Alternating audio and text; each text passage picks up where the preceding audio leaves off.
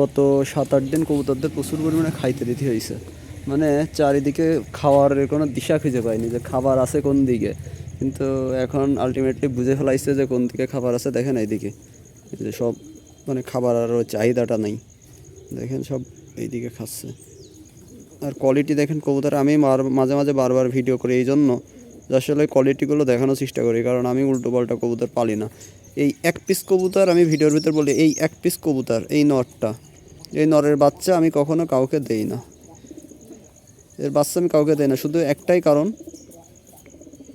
যে এর বাচ্চার হয়তো পায়ের নিচে লোম নামে, কারণ ওর নিচেরই লোম আছে নিজেরই। কবুতরটা আমার একজনের কাছ থেকে কালেক্ট করা ছিল, কিন্তু আমি যখন নিছিলাম তখন লোম ছিল না, বাট পরে লোম আইছে। তো আর কি এই কবুতরটার বাচ্চা আমি ইয়ে করি না, মানে কাউরে দেই না, ওর কাছে খাঁচার কবুতরের বাচ্চা দিয়ে দিই। দেখেন কবুতরগুলোর চাহিদা নেই।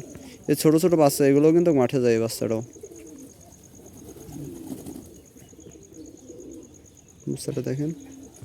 আর ওই যে গাছে আছে কবুতরগুলা।